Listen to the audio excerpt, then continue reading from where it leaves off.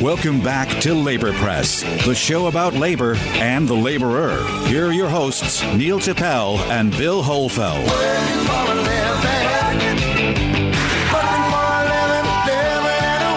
I'm taking what they're giving because I'm working for a living. We are back with Labor Press Blue Collar Buzz. I'm your host, Neil Chappell. Our co-host is Bill Holfeld and producer Joe Maniscalco.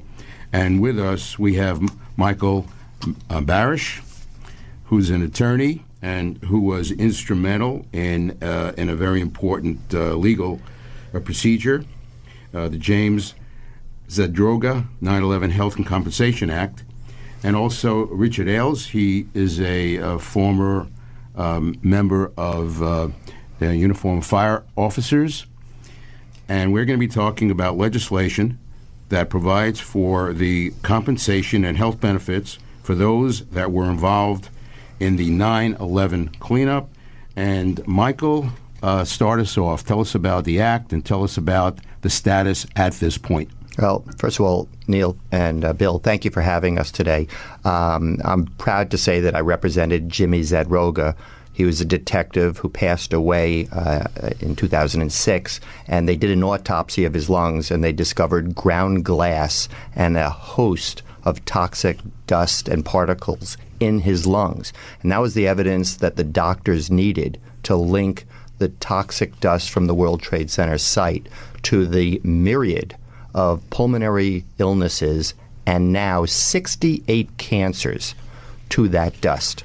So Congress did the right thing. After a long fight, they finally passed the James Zadroga Health and Compensation Act in 2011. And just like the Act's name says, it provides health care and compensation to anyone who can prove that they were there for a certain amount of time and they can prove that they have now developed one of these 68 cancers. So that's what I'm here to talk about today. A lot of people think that this act was only for the firefighters. And of course, let's face it, the firefighters deserve all the accolades that they got. For goodness sake, they lost 343 members that day. But those buildings were on fire for 99 days. And the union members, not just firefighters, not just police officers and EMTs, but construction workers, specifically the carpenters, the laborers, the iron workers, the operational engineers, the electricians, the sanitation workers, the correction officers, Verizon, Con Ed, they were all participating in the cleanup operation.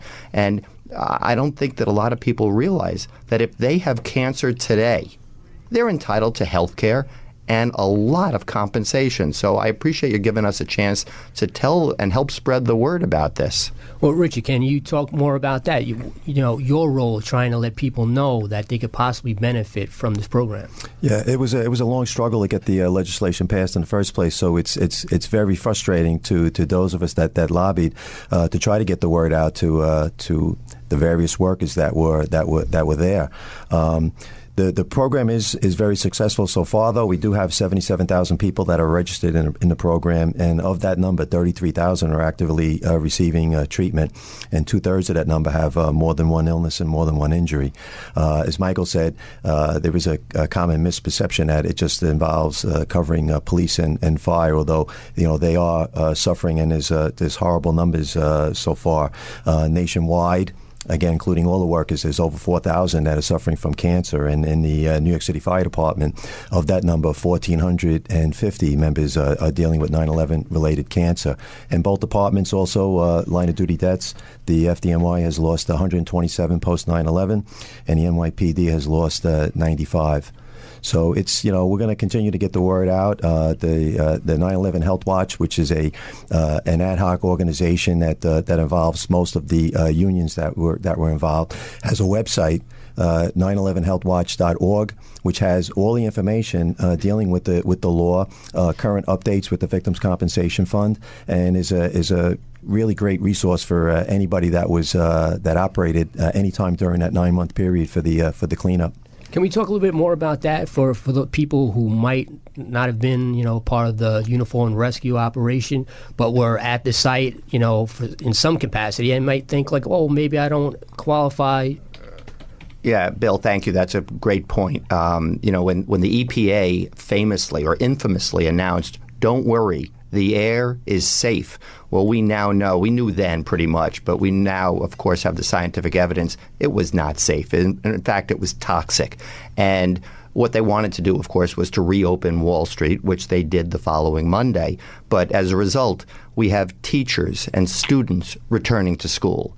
We have residents. There were 27,000 people living below Canal Street. There were 320,000 people who were everyday office workers coming down here every day thinking the government wouldn't lie to us. And of course, my office alone, we represent 1,500 of those people that you were talking about, Richie, who have cancer today, including students and teachers. What did they do wrong? The only thing they did wrong was believe the EPA. So that's why I'm desperately trying to spread the message out here. This law, which was just extended by the Department of Justice, it now opens up the ability for all these residents and local workers, and of course the workers who were actually at the site, they can now make claims and receive significant compensation. We're talking about hundreds of thousands of dollars for pain and suffering. So, please don't let anyone miss the deadline. You have 2 years from the date you're diagnosed and told that a government entity has linked your cancer. And it's quite easy. We'll help people register with the World Trade Center Health Program to make this happen. If you want more information, of course, you can call my office for a free consultation at 212-385-8000, or you can visit my website, which is WTClawyers.com. What about people who aren't sick but were in the vicinity and might be thinking, am I in trouble? Yeah, the Governor Cuomo had reopened registration, and anybody that was there that worked needs to register till the deadline will be September 11th, 2018. This is the third time that they've reopened registration, and those of us in the know would assume that this will be the last opportunity. So I imagine it must be hard to reach people who were students at that time. Yeah, it's just, why would any kid who was a student down at Pace University who's now living back home in Cleveland, and now he's got lymphoma, why in the world would he relate it to his living downtown in 2002? That's why it's all going to be word of mouth. Somebody who hears this show, who reads an article, visits a website, who just says, oh, my friend in Cleveland, he's got cancer. I better call him and tell him he's eligible for health care and a significant amount of compensation. Can you guys talk a little bit about, it seems like a no-brainer to us, that this should be in place, but it took a long time to happen. Can you talk about the opposition? Well, I'd like to think of the best of people, even if they're on the other side of the aisle, but the truth is it all came down to money. Isn't that usually the case? I thought after 9/11, never forget. I heard that. Well, people forget, but they don't want to pay.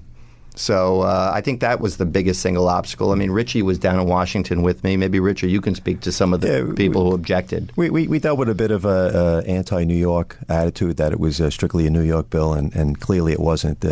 We had first responders and workers and volunteers from 433 of the 435 congressional districts, and including members from all 50 states. So when we got the legislation passed the first time in 2010, when it was up for reauthorization, we learned a lesson from that. All politics are local. So when we were having trouble with legislators, let's say in the state of Indiana, we brought first responders from Indiana there to see their representatives. So the representatives had to answer to their own constituents. It was very effective. It was grassroots labor at its best. Yeah, if I could just add one last thing. Dr. Kelly of the FDNY Bureau of Health Services is always imploring the members, get yourself checked out. Go for an annual full-body skin checkup. We're seeing more skin cancer than we've ever seen. But if you think about it, it makes sense. This was just caustic dust floating in the air. And as a result of that, so many melanomas. So please get yourself checked out if you haven't done it. Don't think, oh, it's going to happen to someone else. Go for a full-body checkup. Don't be so proud. And strip down and let a dermatologist check you out. How did it affect the people that are living there? and continue to live there? Should they be cautious? I'll tell you, not only cautious, they should be afraid because they were there for more time than anybody else. And as I mentioned to you, Neil, once everybody was allowed back below Canal Street the following Monday, they were breathing this air. That the smoke was just, I mean, if you were down here, you smelled it. It was, we called it the smell of death. But these poor people who were living down here and sleeping down there with their windows open on beautiful fall days, they're the ones that I'm seeing so much cancer from. What's the condition of the air now? Oh, I think it's totally safe now. It was deemed safe the following May, and that's why anybody, if you have cancer, it had to have been between 9/11 and May 30th of 2002 to be eligible for this program. We've been talking about legislation that provides for compensation and health benefits for those that were involved in 9/11 cleanup. And we're talking with Michael Barasch. And Michael, what's the law firm? What's your law firm and phone number again? Barasch and McGarry is the name of the firm. It's 212-385-8000. We're just a few blocks from you right now. We're on Park Place.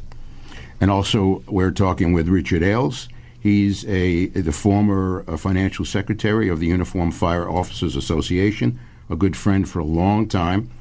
And this is a very important topic. And Richard, thank you very much for joining us. Michael. Thank you, Neil. We'd love to have you back. Well, thank you for helping spread the word. I really appreciate it.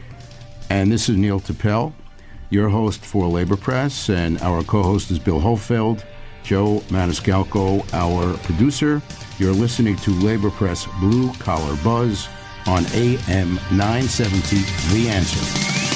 You're listening to Labor Press on AM 970, The